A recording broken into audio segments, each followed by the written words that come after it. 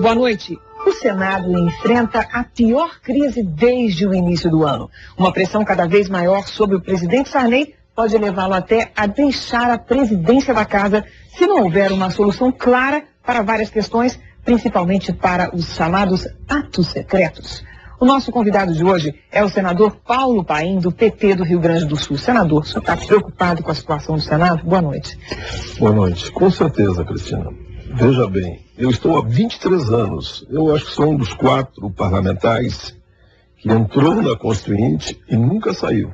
Então eu acompanhei todas as crises e os bons momentos do Congresso Nacional. Sem sombra de dúvida, esse eu considero o pior momento do Senado da República em 23 anos que eu estou aí dentro da casa. Fui 4 vezes deputado federal e sou agora senador, estou no 7º ano como senador. Eu entendo que é preciso que se reaja de forma firme e clara, dando respostas à sociedade. O que não vem acontecendo. Infelizmente, o que não vem acontecendo. Os senadores, a mesa, hoje nós temos no tempo da internet. Transparência absoluta, tudo que acontece dentro do Senado, atos claros. Isso pode e isso não pode. Criou uma insegurança tão grande, Cristina, que muitos senadores já não sabem mais do que é certo e o que é errado. É certo usar a verba indenizatória? Entendemos que é certo. A Câmara usa, o Senado usa a verba indenizatória para os gastos parlamentares. Você pode ou não pode usar a passagem? Essa pelo menos está resolvida agora, né? Passagem só parlamentar. Pronto, acabou. Se é só para parlamentar, só para parlamentar. Auxílio moradia. Pode ou não pode receber? Quais os casos que deve e que não deve? Estou dando como exemplo, né? Enfim, história dos atos secretos, né? Fomos ver os tais de atos secretos, com tanto que foi falado, e percebemos que a maioria deles são atos administrativos internos, às vezes de transferência de um funcionário de uma área para outra. Ou de devolução. Devolução. Eu vou dar um exemplo típico do meu gabinete. Vou dar o nome dele porque eu gosto muito dele. Canidé. Meu amigo, advogado, preparado. Desde que eu entrei aqui, a casa oferta para você quando você chega 6 funcionários públicos concursados. Dos 6 eu peguei 3 só. Peguei o Luiz, a Raquel e o Canidé. O Canidé está trabalhando comigo. É meu subchefe de gabinete. Excelente. Pontual. Não falta um dia. Me assessorou com a maior competência na Comissão de Direitos Humanos. Fui 2 anos presidente. Me assessora, voltou para o gabinete, me assessora no gabinete. E ele foi agora ver que lá, não sei quando mandar esquecer de uma das publicações, que ele vinha trabalhar comigo, não estava devidamente publicado. Está aí, aí lá. Matar o senhor na lista dos senadores exato, que tem algum tipo de ato secreto. Então o nome dele lá, pior, porque quem mais solidário é ele, porque eu bulufas, porque... É isso que o senhor esclarece. Esclareço, coloco, né? E que nunca participei de nenhum ato secreto. Reuniões da mesa não são secretas. Todos podem participar. O problema, senador, é que esses atos que o senhor acabou de mencionar é um exemplo claro, uma coisa simples, burocrática. Porém, alguns deles aparentemente pretendiam esconder algo que porventura fosse inconveniente para o senador A ou B. Então, por exemplo, a contratação de um familiar de um parlamentar importante.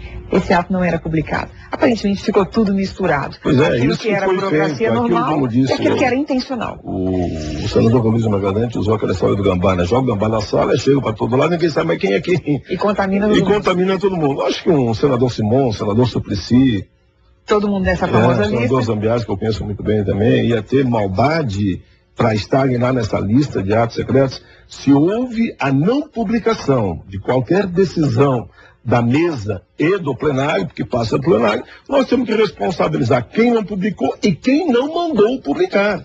Porque alguém deve ter pedido para não publicar. Desse daquele ato que seja irregular. Esse ato tem que ser anulado radicalmente.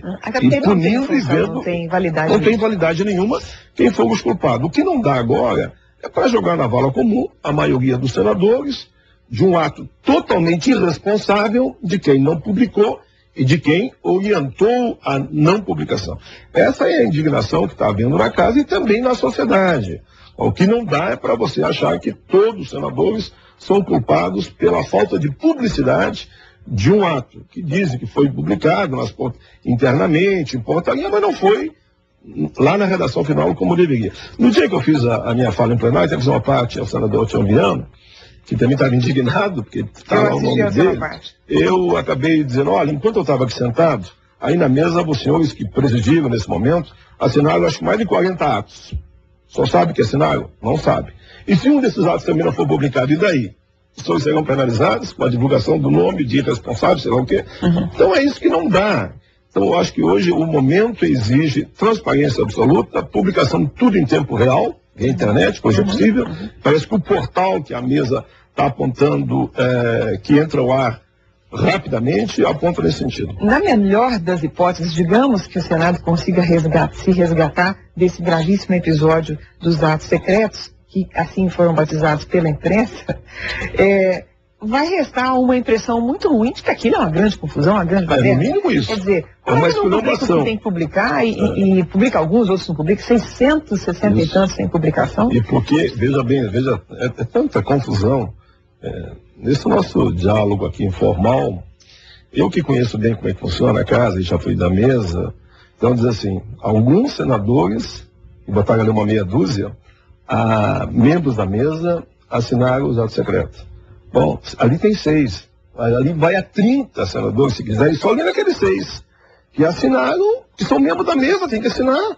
De todas as mesas. Claro, um ato burocrático. Então não é 6, tem que botar. Tem 30 que assinaram, está lá a assinatura deles. Um dia desse, o senador Papaléu, nessa onda toda, começou a ler lá o número de senadores que assinaram os tais de atos que dizem que são secretos.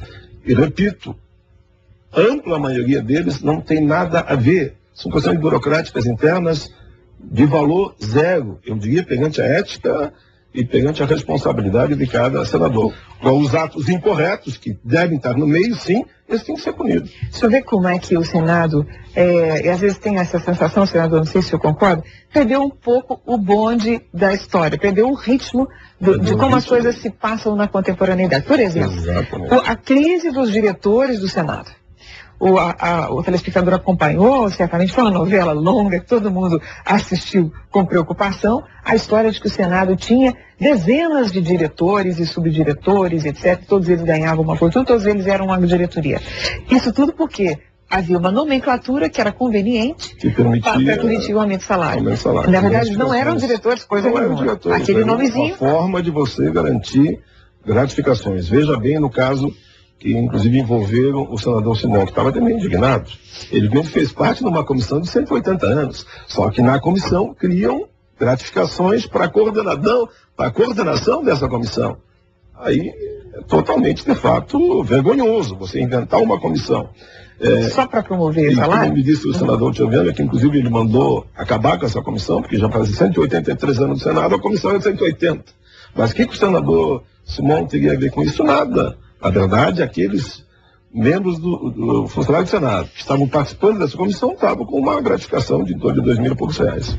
Então, quando o senhor diz assim, olha, senadores estão sendo atropelados pelo noticiário, a gente percebe de fato a velocidade com que a má notícia, a notícia que denigra a imagem da casa se propaga, é infinitamente maior do que a velocidade, do que a capacidade de reação dos senadores, particularmente a capacidade de reação da mesa diretora, presidida pelo senador Sarney. Vamos pegar esse exemplo que foi publicado das tais de contas secretas.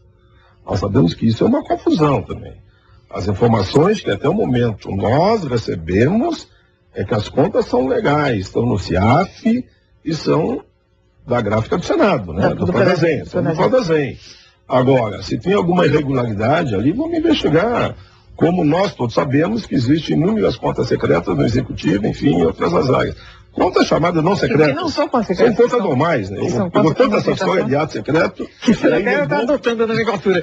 Mas é porque eu sou muito a favor de acabar, inclusive, com o voto secreto. Em todas as situações no Congresso Nacional. Então, existem as contas no Executivo, no Legislativo. Bom, se existem essas duas contas, vamos ver, vamos olhar as contas. Se não tiver nenhuma irregularidade, cai sobre a imagem do Senado que havia duas contas. Na verdade, passou a impressão. O prejuízo já foi feito. Já foi feito. E a irregularidade. Senador, qual é a avaliação que o senhor tem sobre a manutenção do presidente Sarney no cargo? Há agora, nos últimos dias, um movimento crescente de